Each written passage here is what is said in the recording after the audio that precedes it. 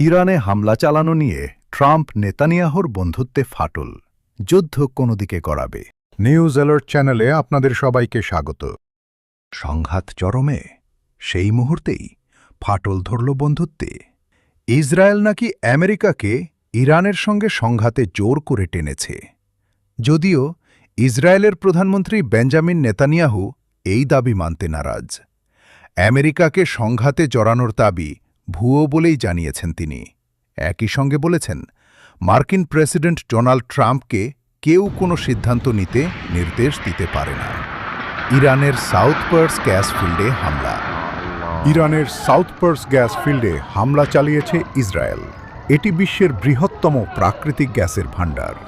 পাল্টা জবাবে ইরানও কাতার, Kuwait, Saudi আরব, সংযুক্ত আরব আমিরশাহী সহ একাধিক দেশে হামলা করেছে। ক্ষতির পরিমাণ এতটাই বেশি যে কাতারের এলএনজি সরবরাহ স্বাভাবিক করতে 5 বছর লেগে যাবে।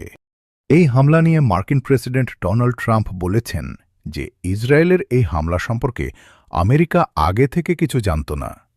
কাতারও এই হামলার সঙ্গে কোনোভাবে জড়িত নয়। ইসরায়েল রাগের বশেই ইরানে হামলা করেছে। মার্কিন প্রেসিডেন্ট বলেন, আমি ওকে বারণ করেছিলাম, বলেছিলাম হামলা করো না, আমাদের মধ্যে খুব ভালো বনিবনা হয়, কিন্তু কিছু ক্ষেত্রে নেতানিয়াহু এমন কিছু করে আমার সেটা ভালো লাগে না, তাই আমরা আর সেটা হামলা করছি না। এদিকে ইসরায়েলি আধিকারিকদের দাবি, হামলার আগেই ওয়াশিংটনকে জানানো হয়েছিল। তারা হামলায় অংশ না নিলেও ইসরায়েলি আক্রমণ সম্পর্কে জানত। এই নিয়ে ইসরায়েলি প্রধানমন্ত্রী বেঞ্জামিন নেতানিয়াহু বলেন যে ইসরায়েল একাই হামলা চালিয়েছে। আমেরিকা তাদের সিদ্ধান্তকে প্রভাবিত করেনি। মার্কিন প্রেসিডেন্ট প্রসঙ্গেও তিনি বলেন যে কেউ কি প্রেসিডেন্ট ট্রাম্পকে কি করতে হবে বলতে পারেন? আমেরিকার জন্য যা ভালো বলে মনে করেন ট্রাম্প সেই সিদ্ধান্তই নেন।